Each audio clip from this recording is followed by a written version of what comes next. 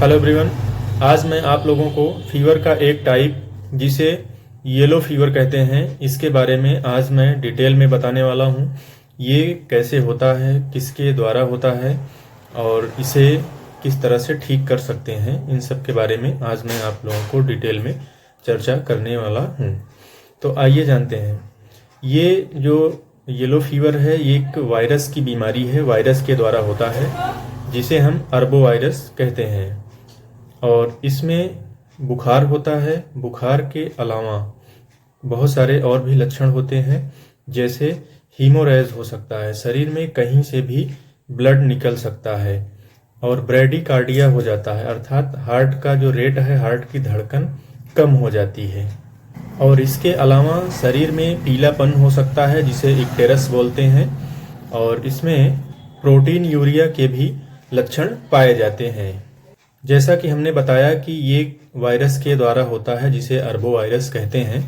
और ये जो वायरस है ये फीमेल मॉस्किटो एडिस एजिप्टी के माध्यम से शरीर में एक दूसरे व्यक्ति को ये इन्फेक्शन होता है।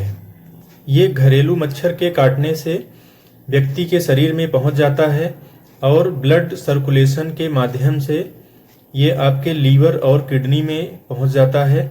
इसके बाद ये आपके बॉडी के सेल्स को डैमेज करने लगता है।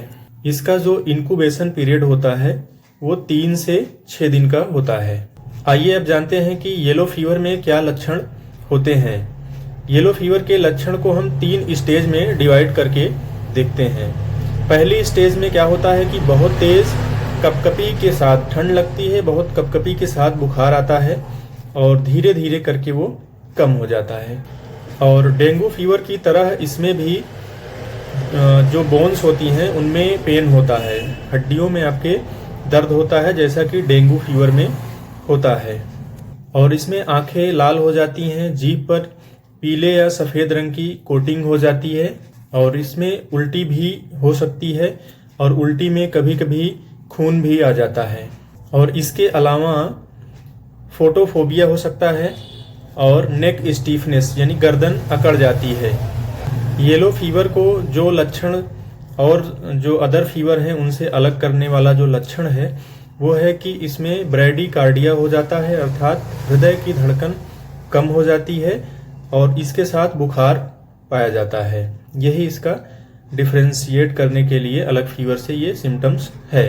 अब आइए जानते हैं कि सेकंड स्टेज में क्या होता है। सेकंड स्टेज में फीवर धीरे धीरे नॉर्मल हो जाता है और इसके अलावा जो बाकी सिम्टम्स हमने बताए वो सारे सिम्टम्स इसमें बने रहते हैं। इसके बाद आती है थर्ड स्टेज।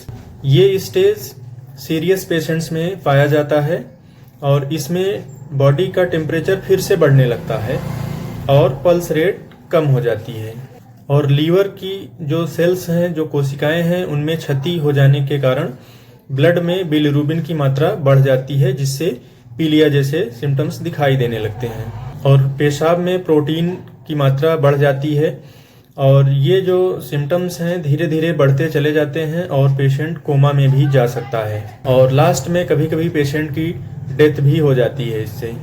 और इसमें इन्वेस्टिगेशन कराते हैं, यदि CBC जांच कराते हैं तो इसमें ल्यूकोपीनिया यानी WBC की मात्रा कम हो जाती है, पाया जाता है और SGOT इसमें बढ़ा हुआ मिलेगा। सीरम बिलिरुबिन जांच कराएंगे तो वो भी बढ़ा हुआ मिलता है। इसमें ट्रीटमेंट की बात किया जाए तो कंप्लीट बेड रेस्ट कराना बहुत ज़रूरी है और इसके अलावा लिक्विड चीज़ें जैसे जो पानी पीते हैं वो पानी देना है या फिर ORS देना है, नारियल का पानी दे सकते हैं। और इसके साथ साथ में जो दवा दी जाती है बुखार को कम करने के लिए एंटीपायरेटिक दवाएं जैसे पैरासीटामोल दिया जाता है। क्योंकि ये वायरस का इन्फेक्शन है इसलिए इसके लिए बहुत ही स्पेसिफिक दवाएं नहीं हैं, तो सिम्टोमेटिक ट्रीटमेंट इसमें किया जाता है। और साथ में B कॉम्प्लेक्स भी देना ज़रूरी होता है ताकि वीकनेस फील ना हो। और यदि सेकेंडरी इन्फेक्शन है तो एंटीबायोटिक्स दी जाती हैं।